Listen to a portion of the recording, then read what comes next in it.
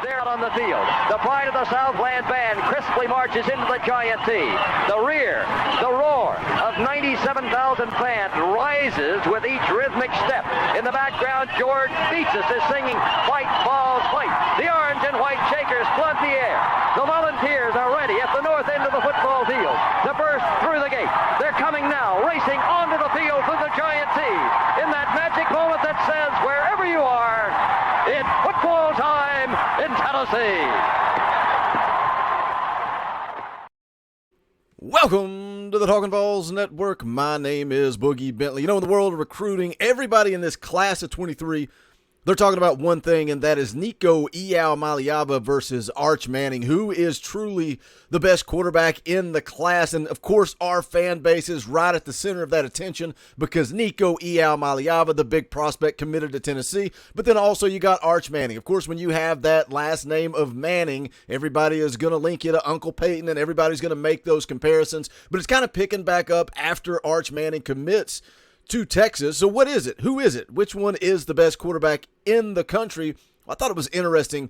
This little clip here on the screen. This is from 3HL. They are a Nashville radio show. Shannon Terry from On3.com was in the studio talking about Nico Iamaleava. Let's take a listen to some of his comments here.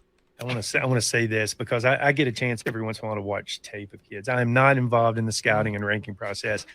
I think that kid is the best recruit prospect in this class by far. Wow. Okay, just to be clear, he is phenomenally athletic. Look at his volleyball tape. Mm-hmm. His accuracy is going to improve, but it's already good. He has all the tools to be at level. I mean, superstar NFL player.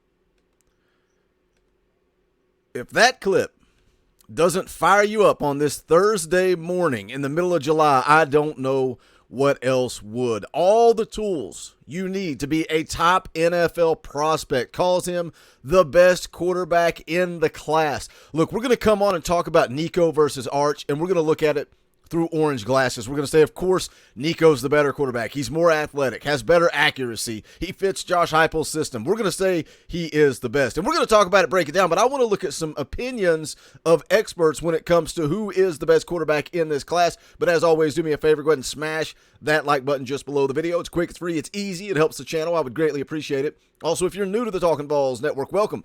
We're not experts. We're not insiders. We are fans just like you. For the fans, by the fans. If you like what we do, make sure you subscribe. Click that bell for notifications. You won't miss out when we go live or drop a video. We did go live last night. Talked about the offense going into this 2022 season. Had a good time. Thank you to everybody that jumped in, hung out with us last night. We're going to be live next Wednesday, 7 p.m. Eastern Time. Once again, we're going to be breaking down the defense going into the 2022 season. So make sure you're subscribed. Keep up. Be good to see you guys in the chat. But let's talk about Nico Iamaleava versus Arch Manning. One guy that put out a statement recently, Mike Farrell, recruiting analyst. This is what he had to say talking about Arch Manning. He says Arch plays a very low level of competition. He hasn't progressed. He had a really good freshman season. I wouldn't say regression, but he hasn't progressed. Says, and when he has had to step up against other competition, especially the playoff game, he looked awful.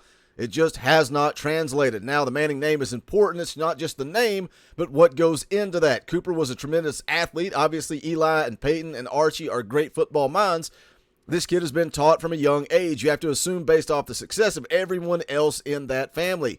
Cooper would have been very good as an athlete had he not had that injury. He's going to be good. So a high 3-star if that last name was Smith. This is the key phrase. If that last name was Smith, that's a high 3-star. Throw in the Manning name, you get to a 4-star. I'm not sure you actually get to a 5-star, though. Every time I watch other quarterbacks in the class, it knocks Arch down in my head. That's not his fault. He's not participating. He's not competing. And this is all summer ball. It's all routes on air. But every time I look at Malachi Nelson or Dante Moore, I like them better.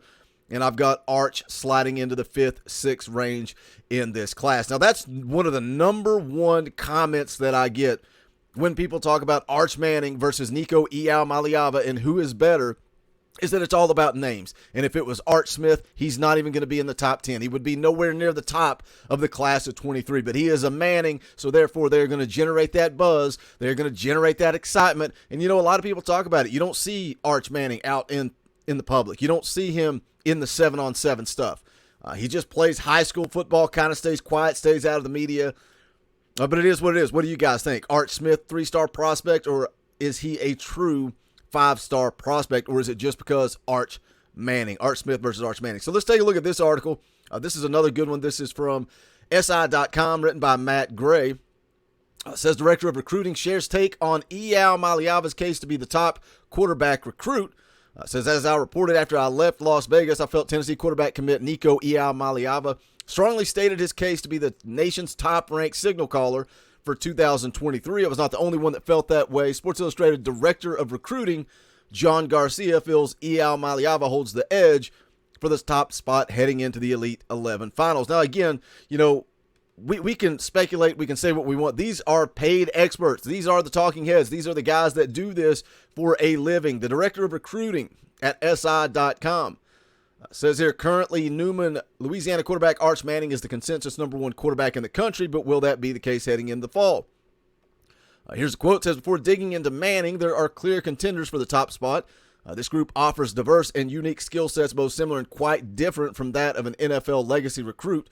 Nico Iamaleava, Dante Moore, Malachi Nelson, Jaden Rashad appear to be the best positioned to challenge for that top spot, as Sports Illustrated is tracking. We look at strengths of each and wrap up by stacking them up to Manning.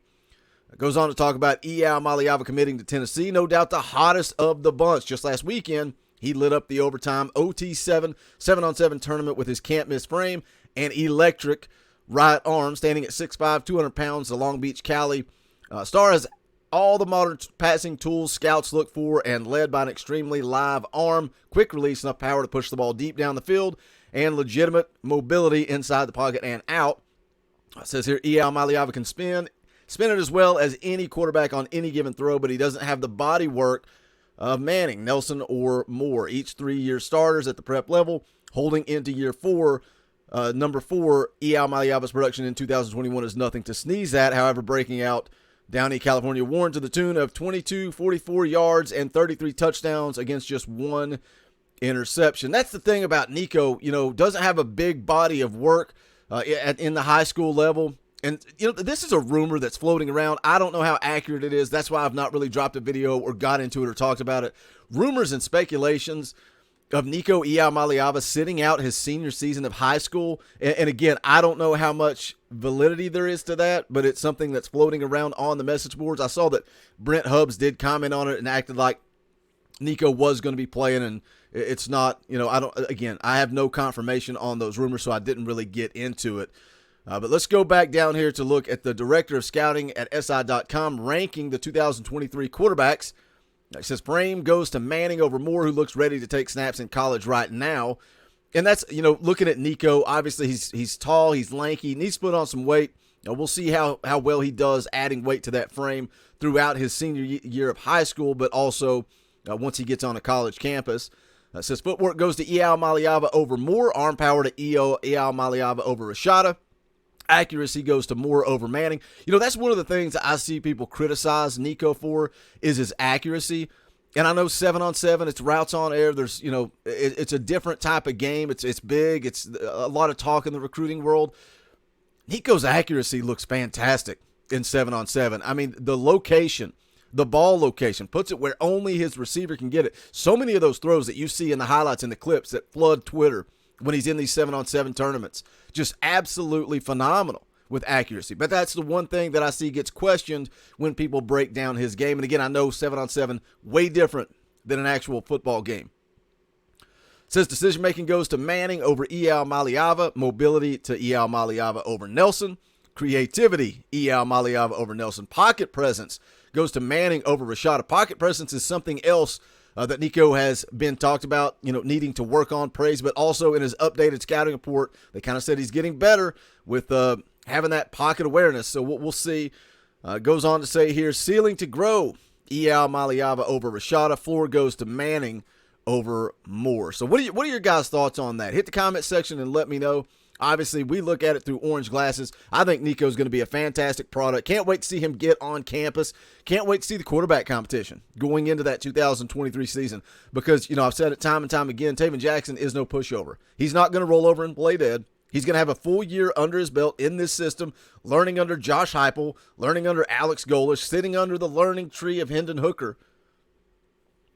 It's going to be a fun quarterback competition in 2023. But obviously, Nico, the athleticism, the talent, he's got it all, man. He's got that it factor.